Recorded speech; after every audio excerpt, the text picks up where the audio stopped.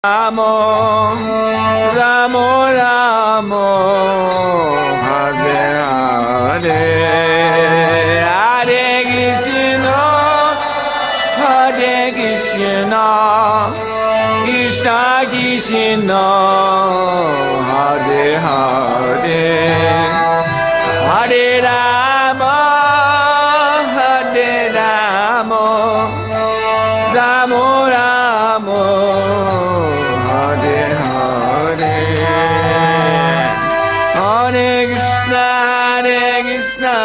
Krishna Krishna Hare Hare Hare Ram Ram Ram Hare Hare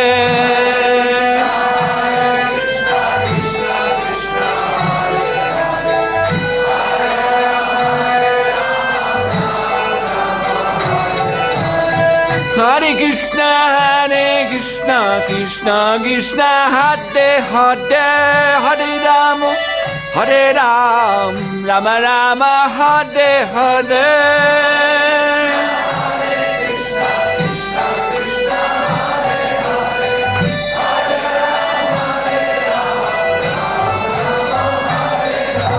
Hare Krishna Krishna Krishna Hare Hare Hare Ram Ram Hare Hare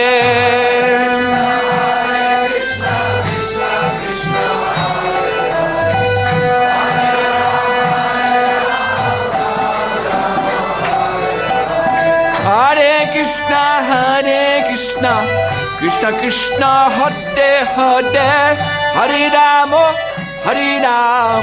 Rama Rama Hare Hare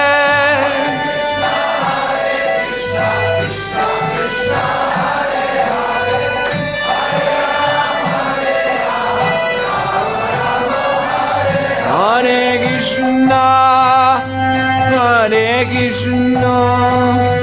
Krishna Krishna Hare Hare Hare Rama Rama Rama Hare Hare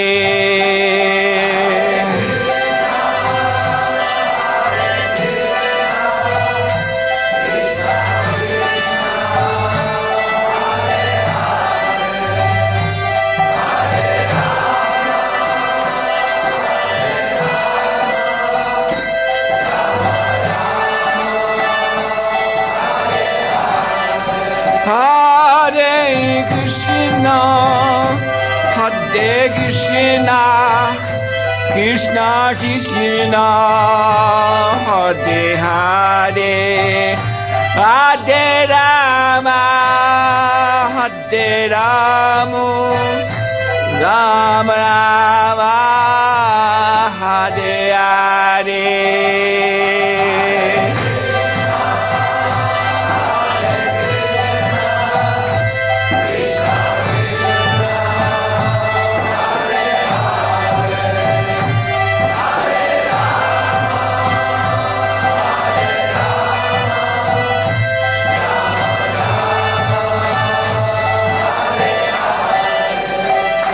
Jaya Prabhupada Prabhupada Jaya Prabhupada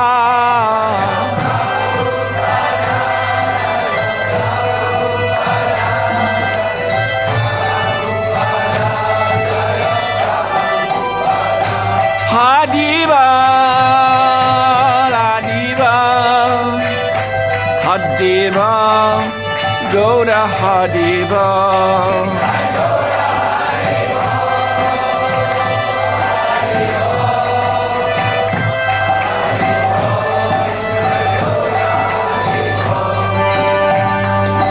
Om Vishnupad Paramangsa Parivrajagacharya Tattva Satya Shishma Divine Grace to Suhotra Swami Abhayachandra Bhaktivedanta Swami Srila Prabhupada Ki Jai Om Vishnupad Paramangsa Parivrajagacharya Tattva. This morning we are reading from Srimad Bhagavatam Canto 7 Chapter 6. Prahlad instructs his demoniac schoolmates.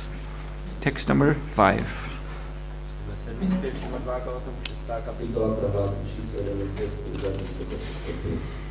So you may kindly repeat this verse after me, line by line. Tato yateta kushalaha Shemaya bhavam ashritaha Shariram parusham yavan No vipadyeta pushkalam. Tato. Translation and purport by His Divine Grace A.C. Bhaktivedanta Swami Srila Prabhupada Ki Jai. Therefore, while in material existence, bhavam ashritaha, a person fully competent to distinguish wrong from right must endeavor to achieve the highest goal of life as long as the body is stout and strong and not embarrassed by dwindling.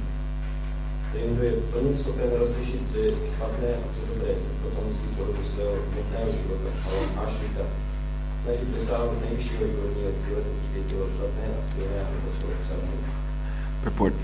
As stated by Prahlad Maharaj at the beginning of this chapter, Kamaram Acharit Pragya.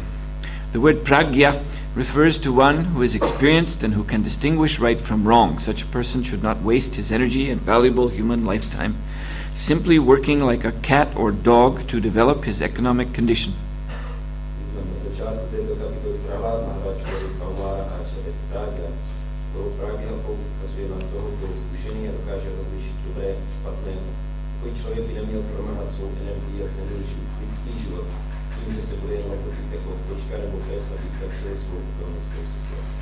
For one word in this verse, there are two readings, bhavam ashrita and bhavam ashrita.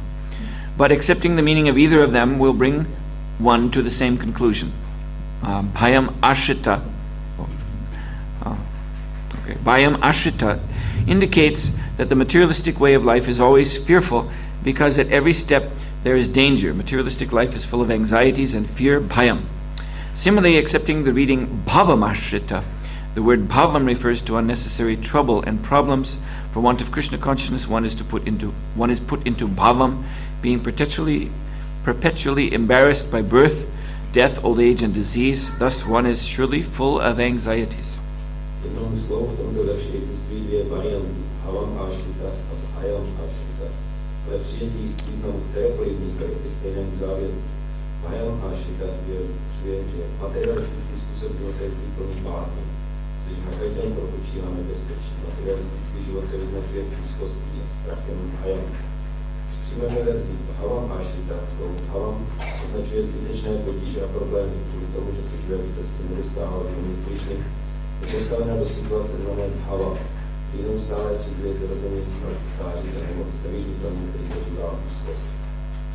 Human society should be divided into a social system of Brahmanas, Kshatriyas, Vaishyas, and Shudras. But everyone can engage in devotional service.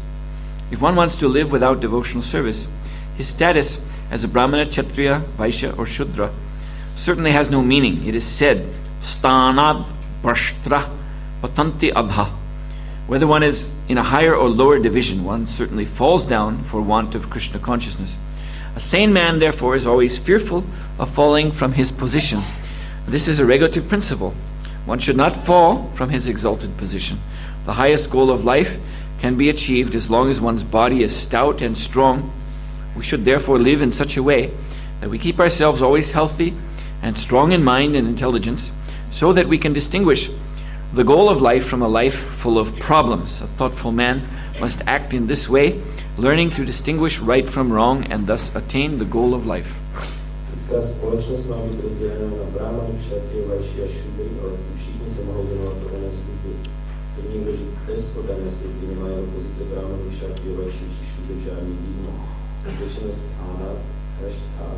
a někomu chybí vědomí Krišny zaručeně poklesne, má nižší či vyšší postavení. Zdravě uvažující osoba má proto strach z poklesu. Toto je zásada, nikdo by neměl ze svého vznešeného postavení poklesnout. Nejvyššího životního cíle lze dosáhnout, když bylo zdatné a silné, který žít takovým způsobem, bychom si stále udržovali dobré zdraví a jasnou mysl a inteligenci, což nám pomůže poznat, co je životní cíl a co je životní problém. Uvážlivý člověk musí jednak tímto způsobem učit se rozlišovat dobré od špatného a dosáhnout tak cíle života. Once more, we'll read the verse. Tato yateta kushala kshemaya bhavam ashritaha chariram parusham yavam na vipadyeta pushkalam. Therefore, while in material existence, bhavam ashrita. A person fully competent to distinguish wrong from right must endeavor to achieve the highest goal of life as long as the body is stout and strong and is not embarrassed by dwindling.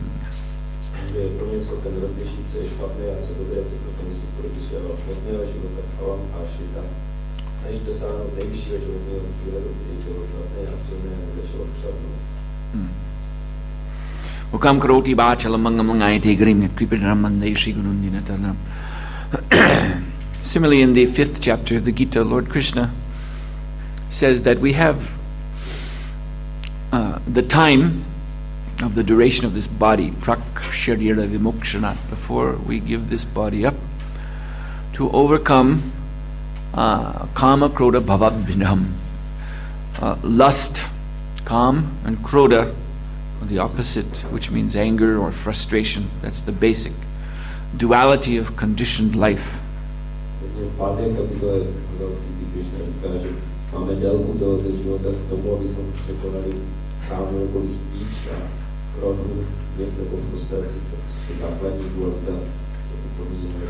So this is the human mission, to become purified of these two very inauspicious states of material consciousness. They're extremes.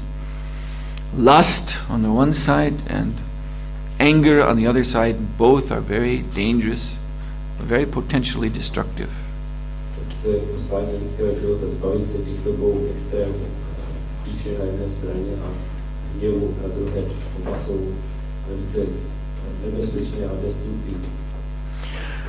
So in the seminar on psychology, I've been telling you about how the root desires are embedded in what Srila Prabhupada called the subconscious.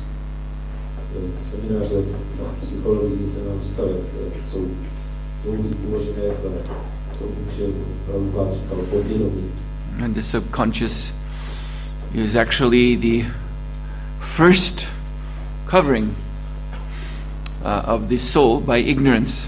And this is actually taking place in the initial stage of the creation, when the living entities are within the body of Mahavishnu, in susupti, unconsciousness.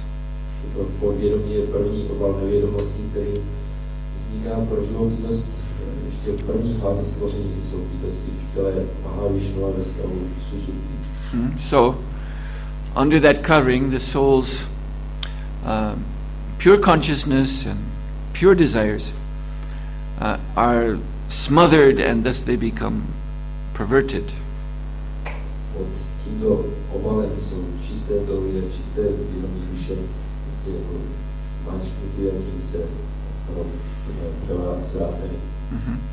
So as long as this covering is there, then those desires will be there, those kama bija, those seeds of desire.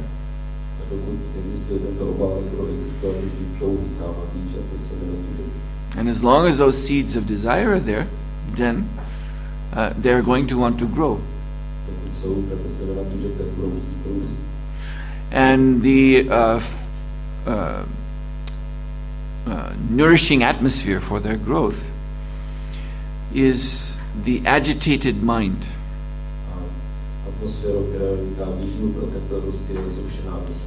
In the Srimad Bhagavatam, 5th canto, there is a term, guna pravaha, which refers to the mind agitated by the three modes of material nature.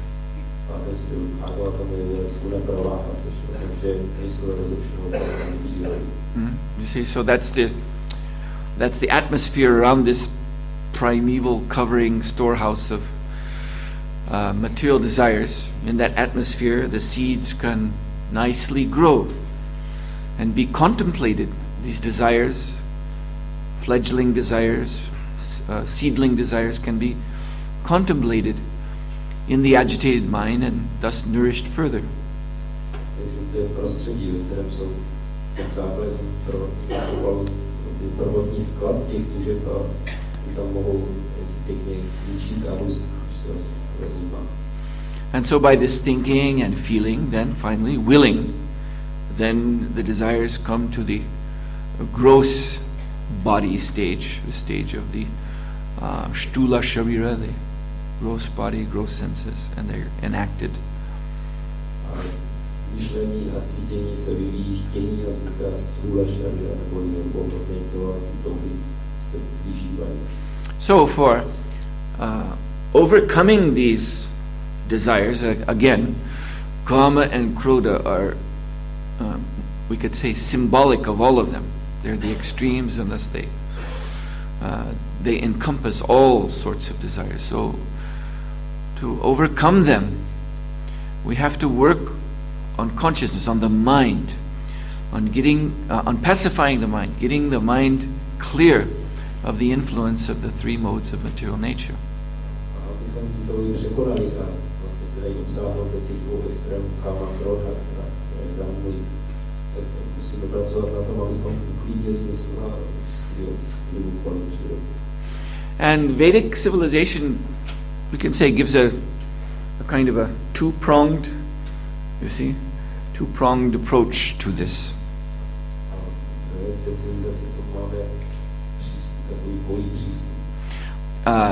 As much as the Vedic knowledge itself is divided into two categories. There is Paravidya and Aparavidya. So, or to use other language, like I was mentioning in the seminar, there is Paramartha and Vyavahar. This is another two words meaning the same.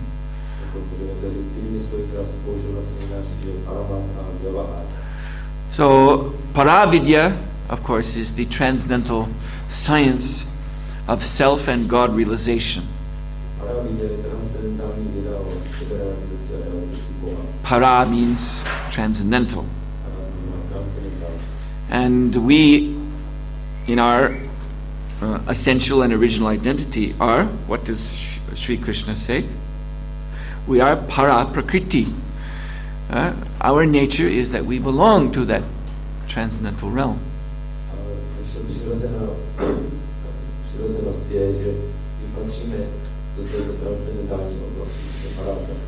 So, of course, then, the application of transcendental knowledge and transcendental practice is of paramount importance for the liberation of the soul from material desire.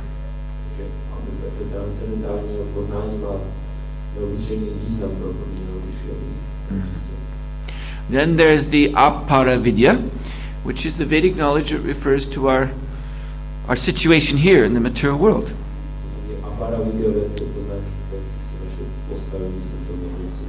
And that basically means varnasrama dharma.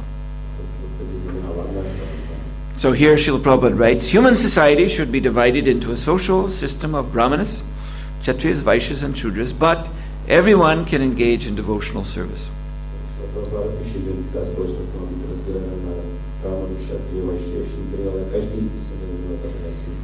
And then he goes on to say, if one wants to live without devotional service, his status as a brahmana, kshatriya, vaishya or shudra certainly has no meaning.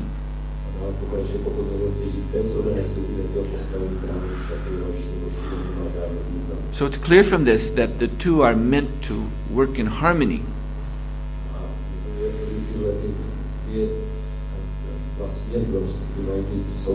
It is a misconception, and sometimes we hear this misconception being repeated even among devotees, but it is a misconception to think that Varna Ashram Dharma is some sort of alternative to Krishna consciousness, either in a positive or negative sense. Well, if I can't be Krishna conscious, then I can be in Varnashram. Or we're devotees, we have nothing to do with Varnashram. Either way is a misconception.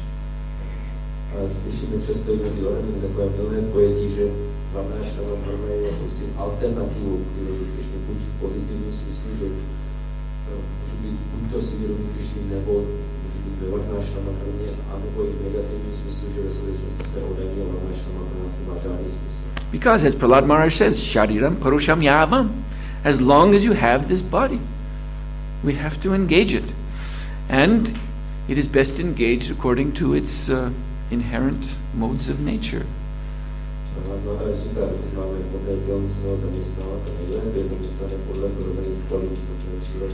I remember in 1972 September, I was fortunate enough to be present in New Vrindavan when Srila Prabhupada gave the Bhagavad Dharma discourses.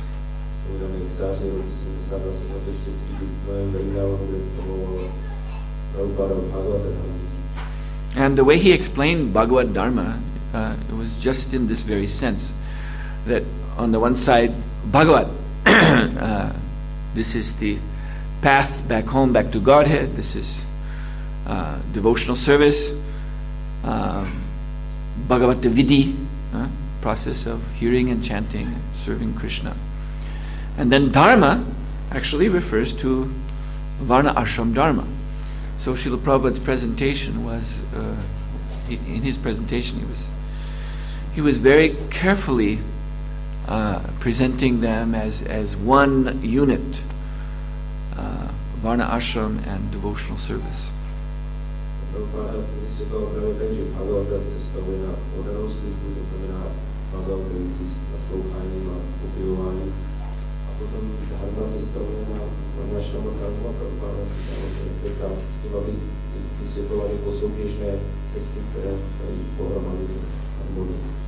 And he was speaking about how Varna Ashram Dharma is natural. It's a natural social arrangement. And he gave a very nice example.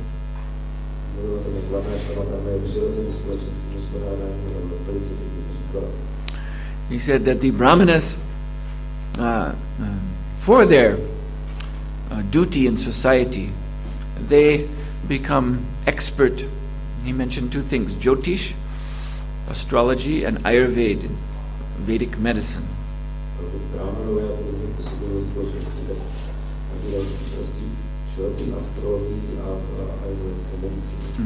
So the Kshatriyas, Vaishyas, and Shudras, they're not so spiritually developed. So in a sort of fearful way, you might say, they're very interested in knowing about their health, how to preserve their health, and knowing about what the future will bring.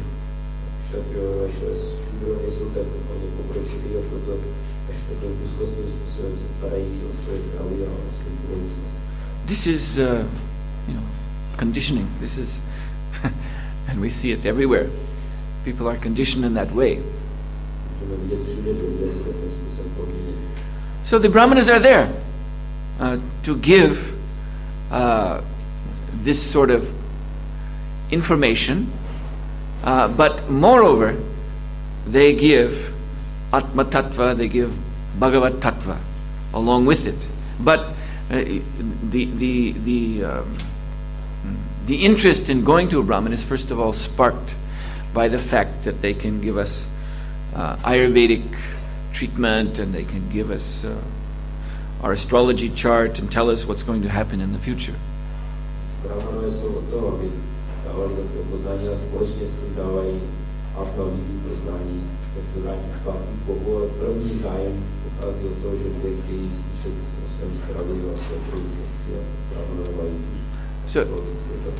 So you see how this system nicely dovetails the conditioned interests of the living entities in the path of spiritual progress.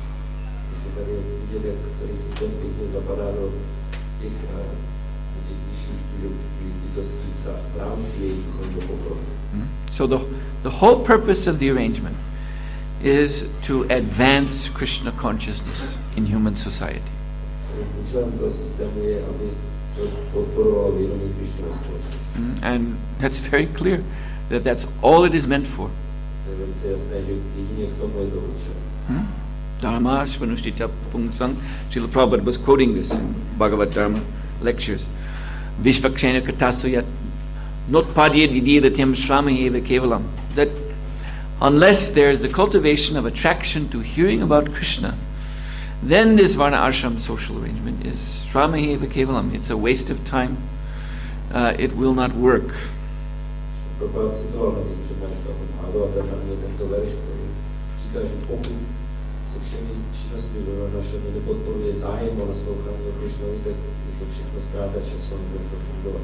And as we see in India today, of course, Varna Ashram is, well, practically it doesn't exist, but there's some burnt remnant there, known as the caste system.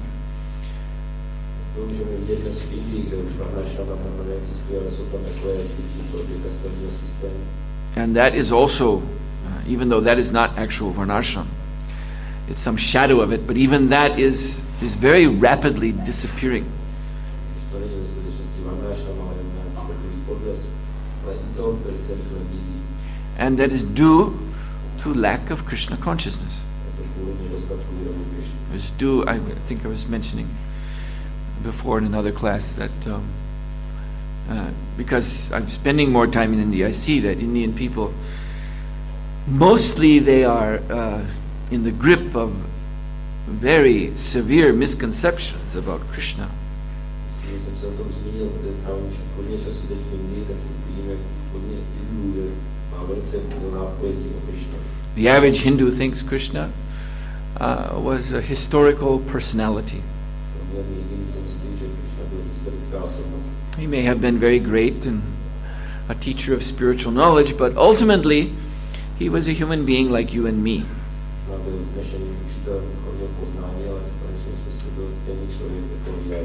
An incarnation of Brahman or whatever, but Krishna as we see him, blackish Krishna smiling, that is material form. That's what most Hindus think.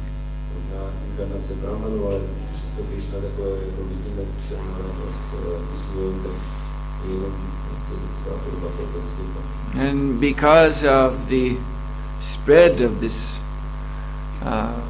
great offense, actually, it is an offense to think of the Lord that way. Because of this, so therefore the life of whatever is left of the Vedic social system, the life is rapidly running out.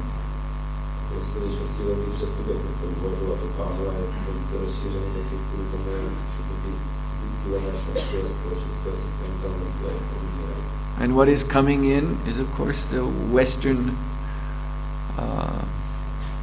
barbaric culture. And it is horrible to see. In the big cities, especially Mumbai and Delhi, you look at the young people, they're actually worse than the Western young people.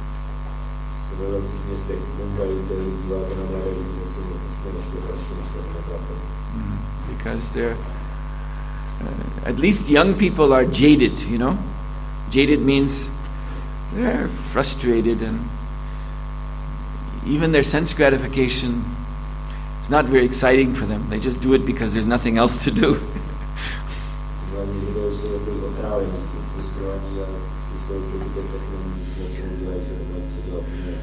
But the Indian young people, they have this sense of themselves as being in a repressive culture, held back from doing all the things that other people can do. So they're really eager to catch up. So they throw themselves into sense gratification with great enthusiasm.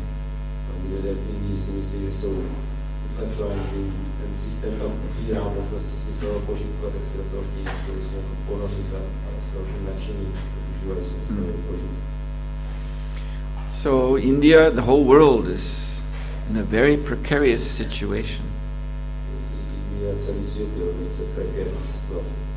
And we can see all the ill effects of these sinful activities, worldwide sinful activities. They're bearing fruit now. Můžeme vidět všechny ty hříšné činnosti po celém světě, jak teď dávají svoje plody, žádoucí účinky. Whereas 10 years ago, I was hearing much about the optimism of, this new post-communist world. Před 10 lety jsem slyšel hodně optimismu tady o tom novém postkomunistickém světě. There were even some scholars in America, they were proposing what they called the end of history. Kteří učenci v Americe dokonce bojují o konci historie. Very, very bizarre theory that now history as we know it, where human culture will be going through different ages and there will be different struggles and like this, that's all come to an end. Now we have actually achieved that ideal state. Communism is finished and the only thing left is American capitalism and everyone will be happy and just go on and on and on. Economic development and sense gratification without end. Tady ta historie, jak ji známe v průběhu věku, se není bojí, že to už skončilo s koncem komunistického režimu a teď už všude jenom zavládne americký kapitalismus a všichni budou šťastní a budeme pokračovat v ekonomický rozvoj a všichni slovy požítek bez konce. Which is very ironic because it was the communists who used to talk about the final revolution and then there will just be pure communism forever.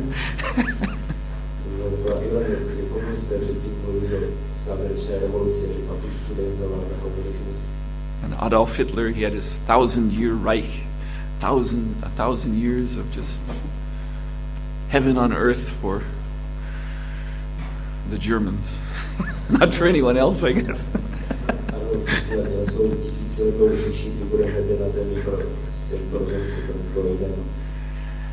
So about 10 years ago, American intellectuals were propagating their own version of such ideas.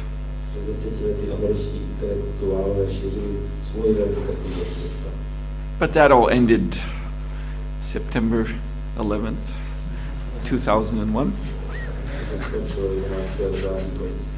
Now we don't hear about the end of history anymore. History goes on. Yes, this is the historical world, a world of birth, death, disease, old age.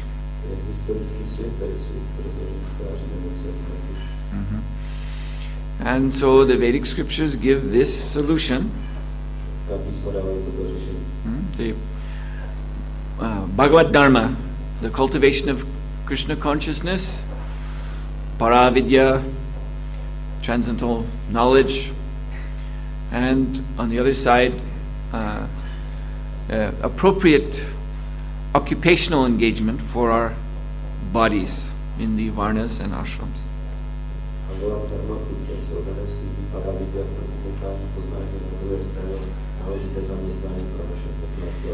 As a whole, the varnashram system is in the mode of goodness. So, when one assumes one's rightful position, he's actually cultivating the mode of goodness.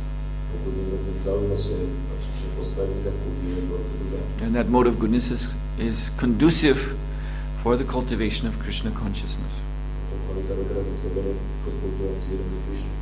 So this is the actual purpose of Varna Ashram Dharma. And if it is used for some other reason, just as a mere way of organizing people in their materialistic affairs with no thought to spiritual life, then it will not work right, it will deteriorate.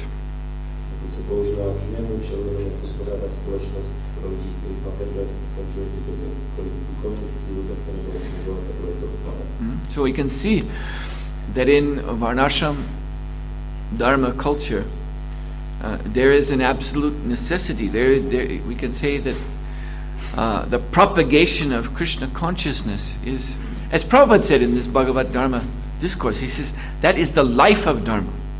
That's the life force of Varnashram Dharma is the propagation, the preaching of Krishna consciousness.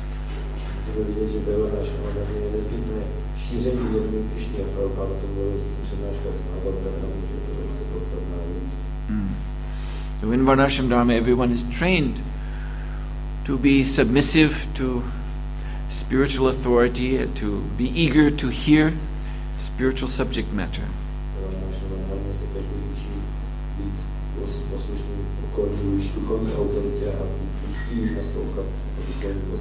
So this is an ideal platform for preaching. And this is exactly how Srila Prahlad Maharaj is presenting the Varnashram, the Vedic culture.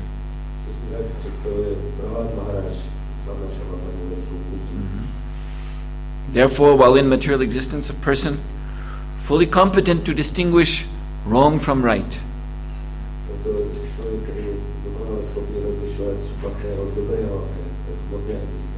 You see, this is how persons are trained in Varnashram.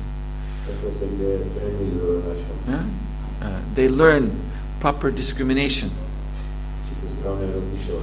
moral discrimination, and spiritual discrimination. So they have good intelligence. And then he goes on to say, such persons, they must endeavor to achieve the highest goal of life.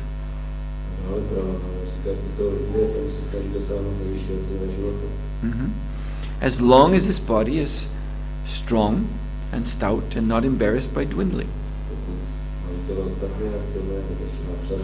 In other words, this is the actual goal of the whole system. This is the goal of the training in Varnashram. So that in this life one can achieve perfection.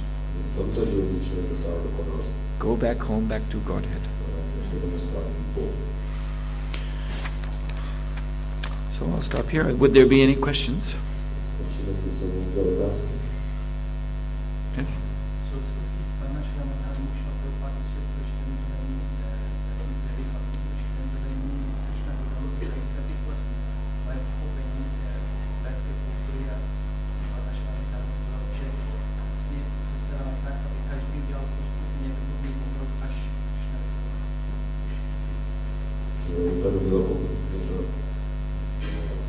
Není vědomí Krišny, tak v rámci Varnashrama není poklesne, ale zároveň pochopení, že Varnashrama bylo postaveno, aby každý mohl dělat pokrok. There is mention in the proverb that whoever is without consciousness in Varnashrama will fall down. So Prabhupada says his understanding was that the Varnashrama dharma is arranged in such a way that everybody makes progress gradually. No, not without Krishna consciousness. You see, this Daivi Varnashram Dharma, Daivi means godly or God-centered. So this was the Varnashram Dharma that Srila Prabhupada used to speak about, and this is what is taught by Krishna in Bhagavad Gita.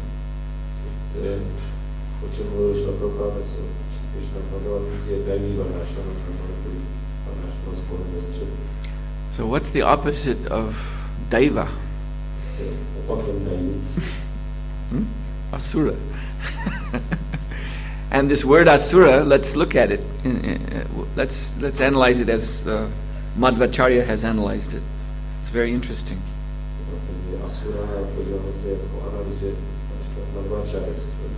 Like in Gita we see this Gatasum, Magatasum. So Asun means this life in this body. And Ra is short for Ramate, or to enjoy. So an Asura is one who is dedicated to enjoying this body.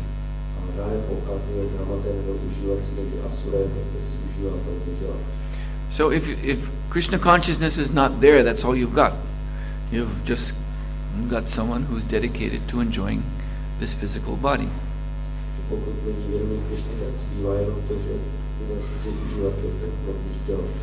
And that is destructive. That is destructive of the interests of the living entity. ničí vzájemný živé bytosti. That attitude invites, is just, it's just saying to Maya, take me. You're just saying to the personality of sin, take me. Takovým postojem říkáte Maji nebo zosobněnému hříchu, si mě vezmi, ten mě máš. So, as Srila Prabhupada says, even this Western culture, so degraded as it is, the basic pattern, the basic structure of the varnashram social body is there. Prabhupada říkal, že dokonce i v té degradované západní kultuře je základní struktura varnashrama. The intellectuals are acting as the head. Intelektuálové jako hlava. Those who have the nature to be administrators, managers, they're directing the society. Manažerskou povahu řídí společnost. And then those who work the land and who are business-minded, so they're generating the economy for the whole system. Kdo mají obdělávají půdu a mají ekonomického ducha, tak se starají o ekonomiku celého systému. And those who are left are workers and servants. Bývají potom pracovníci, služebníci. So what's the difference between that and the pure varnashram system? Jaký je rozdíl mezi tím a čistým varnashramským systémem? One obvious difference is lack of Krishna consciousness. Jasný rozdíl je nedostatek Krishna. And therefore this is asuric. This is this social system that you see here, which still has, this basic structure to it, is sinful. It's just dedicated to sinfulness, sense gratification. Tento společenský systém tady je asurský a je příští, neměl smysl. And who makes progress by being in such a system? You see? Now, in India, what happened historically is that the Vedic varnashram system of previous ages, when Kali Yuga arrived, then it deteriorated due to especially the degradation of the royal order.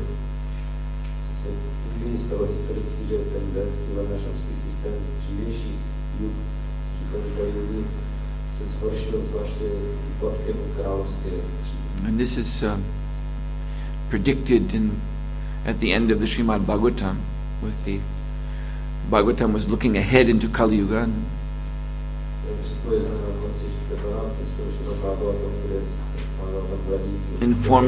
informing about the degraded kings that would come. So Bhaktivinoda Thakur explains that both Buddhism and Jainism, which is a very small religion but very much like Buddhism, both of them came about as a result of this degradation of the royal order.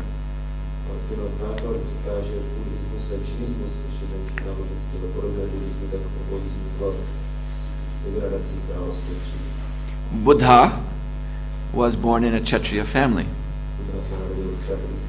and Mahavir, who is the founder of the Jain religion, was similarly born as a Kshatriya.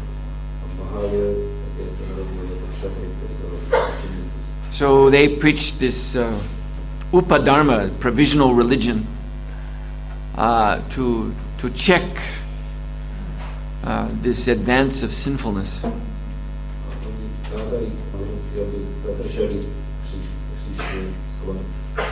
The kings were sponsoring these great bloody sacrifices, so they put a stop to that.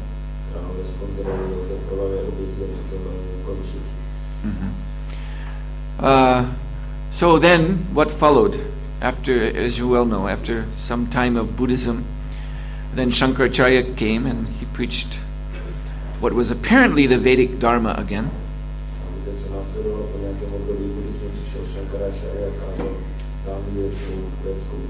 And again something resembling Varnashram Dharma became prominent in India.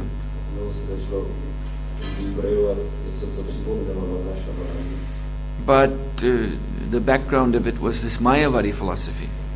Zatím byla majovatská filozofie. And this is where this caste system became very strong. Proto začal být velice silný kastovní systém. You see, we all know this term Smarta Brahmin. Známe ten výraz Smarta Brahma. Now, Smarta Brahmin in India, that simply means in the you talk to Indians and you ask them, what is your conception of Smarta Brahmin? And they will tell you, it's the Brahmins who follow Shankaracharya.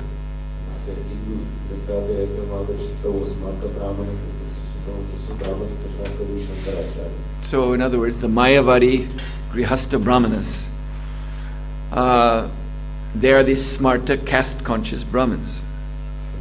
Majovární a hospodáři Brahmanové mají tohleto kastovní vědomí. And their view of varnashram is totally materialistic.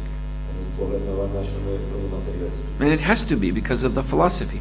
Musí být kvůli filozofii. The Mayavadi philosophy is supposed to be a philosophy of oneness, but it is a philosophy of extreme dualism. Majovatská filozofie je pokládána za filozofii jednoty, ale je to filozofie extrémního dualismu. Because in Mayavadi philosophy, spirituality is in impersonal Brahman. Majovatské filozofie je duchovnost neosobní Brahman. And we're here in the world of Maya. Jsme tady ve světě Máji. And the Mayavadi stress that there is no connection between Maya and Brahman.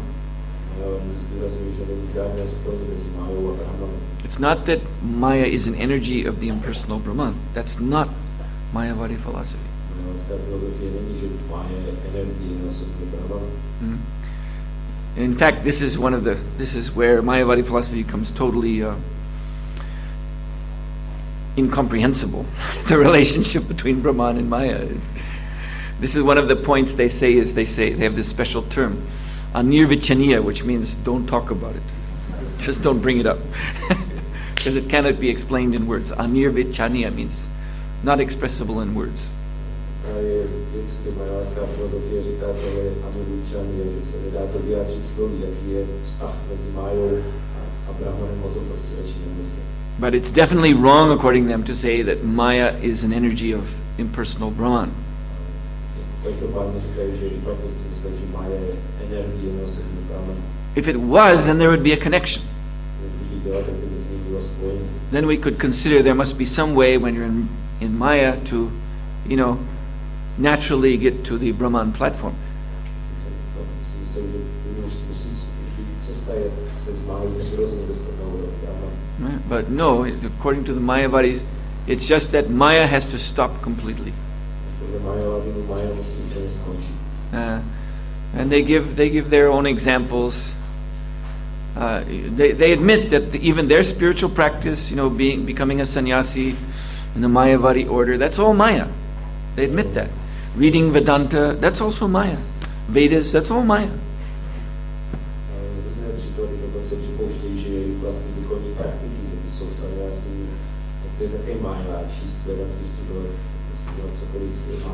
So Varnashram Dharma is certainly just Maya.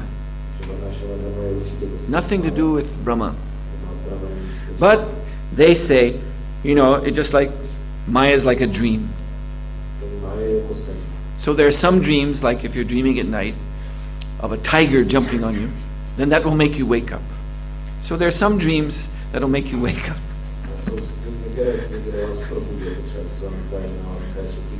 Hopefully. So they have such explanations. But Varnashram Dharma is in Maya.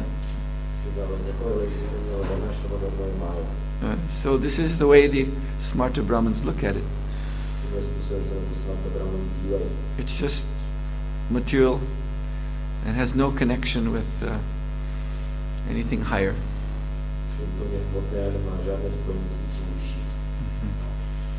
So therefore the caste, this caste system is there, this rigid stratification according to birth.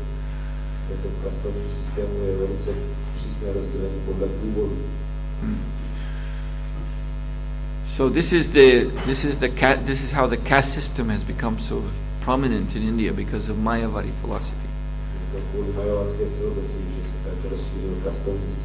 And such a system with a background of impersonalism is not going to help anyone make progress.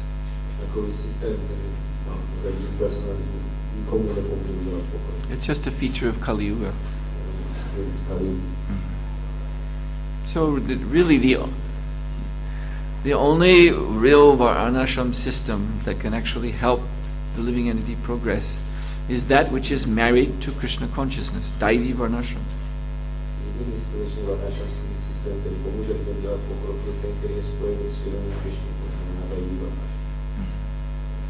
Yes? What is the result of the combination of Krishna consciousness and American culture? In the sense that for people may be difficult to accept Varnashram, so if they can change like Hare Krishna fast or Hare Krishna movie or Hare Krishna sports practically and the lifestyle, why is the problem that this categorical doesn't work? Výsledek spojení vědomí Krišny s americkou kulturou prostě varnasrama. Mají problém třeba varnasrama tady a se toho radši nějaký jako Krišna vědomé ufety a sporty a videa a jaký to máte na mysli? Yeah.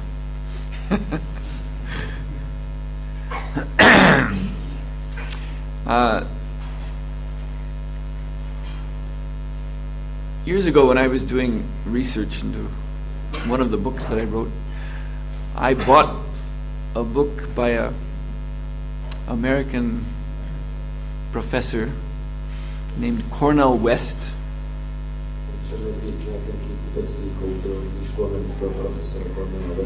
And it was a book about the American philosophy. And his point that he was arguing in this book is that American philosophy is the lack of philosophy. And he was giving really great arguments, from history and all the great men who were behind, the conception of America. So he was quoting them and showing that all of them, in their intellectual life, they avoided all the issues of, known to be philosophical issues. They just escaped from that.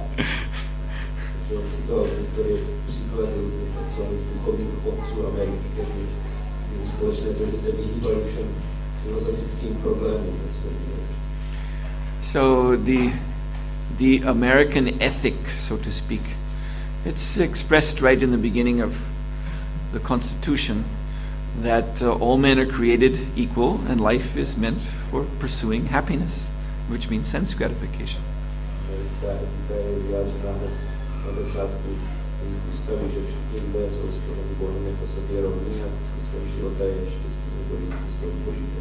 And philosophy, comes about as a result of doubt about our position in the world.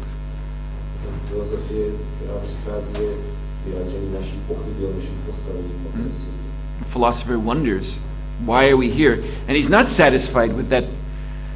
That's considered common, mundane to say, we're just here to enjoy. That, a self-respecting philosopher will never be satisfied with such an answer.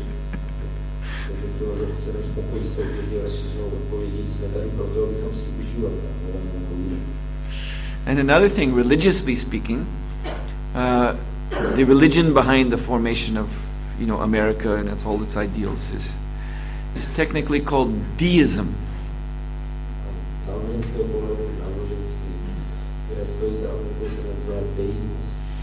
The founders of America, like Jefferson and Franklin, they were deists. So let me just explain, because there's theism, there's deism, and there's atheism. So the perfect example of theism is Vaishnavism, actually. Because you look up theism in a good dictionary or encyclopedia, like Cambridge Encyclopedia of Philosophy or something like that, and it will explain that theism really means the concept of a religion in which there's a concept of God who is both transcendental and immanent. In other words, he's both above everything and yet at the same time pervading everything. V dobrém slovníku třeba v kembrické encyklopedii najdete, že teismus znamená koncept Boha, který je transcendentní, imanentní, to znamená, že v světě a zároveň všude tady. This is theism, and Krishna consciousness, the Vaishnava philosophy, presents theism in its perfect, most developed form.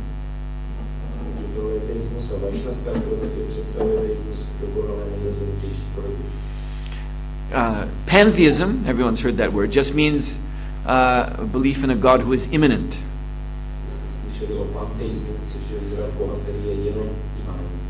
All pervading. And the opposite of pantheism is deism. God is up there somewhere, but not here. And of course, atheism means they don't believe in God at all. So the deistic idea is that God, he assembled the world like a clock, wound it up, and put it there, and now he has nothing more to do with it. And it's up to man to make whatever he wants to out of this world.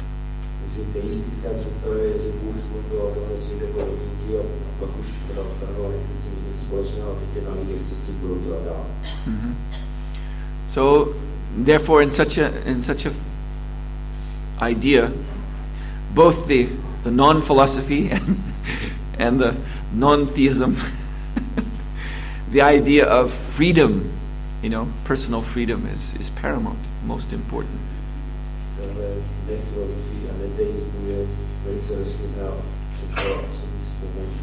We're here to enjoy. We're free to enjoy. God has given us this world to enjoy. We make out of it what we want. So, this, if you know the Krishna conscious philosophy, then I don't have to explain the danger that's in this outlook.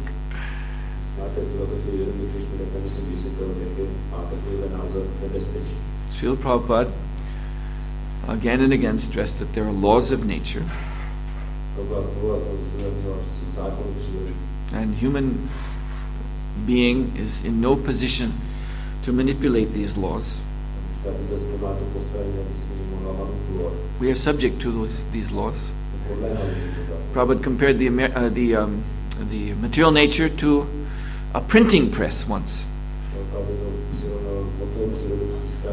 He said there are some printing presses actually that work like this. You put all the ingredients, the paper pulp and everything in one end, the ink, and you press a button and everything just automatically runs along a long assembly line, and then at the end books come out.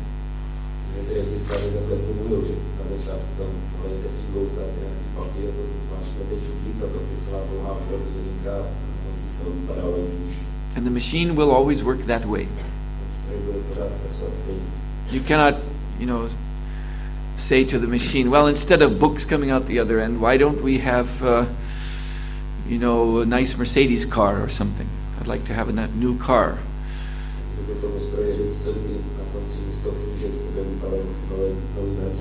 You can't reason with a machine like that. So material nature, Prabhupada used to even say Prakriti in one sense means machine. So if we come into this machinery of material nature with this attitude that I can do what I like, I'm free, God gave me this world, I'm here to enjoy,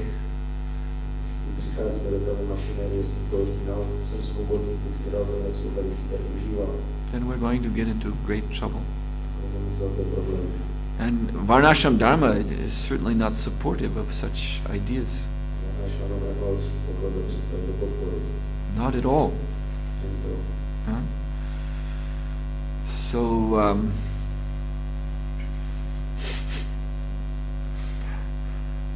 in answer to your question, I don't see much scope for marrying Krishna consciousness to such kind of ideology. Odpověď na druhou otázku, já nevidím moc prostor pro to, aby se mohlo pojít vědomí Krišny s takovouhle ideologií. Actually, this has already happened in history. To už se vlastně stalo v historii. This is what's behind the Sahaja movement. To stojí za Sahaja. The Sahajas, they think that by being devotees, because they're devotees, they can do what they like. Sahaja si myslí, že jako jsou vodem, že můžou dělat, co chtějí. That I chant Hare Krishna or whatever my devotional service is, whenever I do it. And because of that, I have carte blanche. I can, just act in any way I want. And I'm a devotee.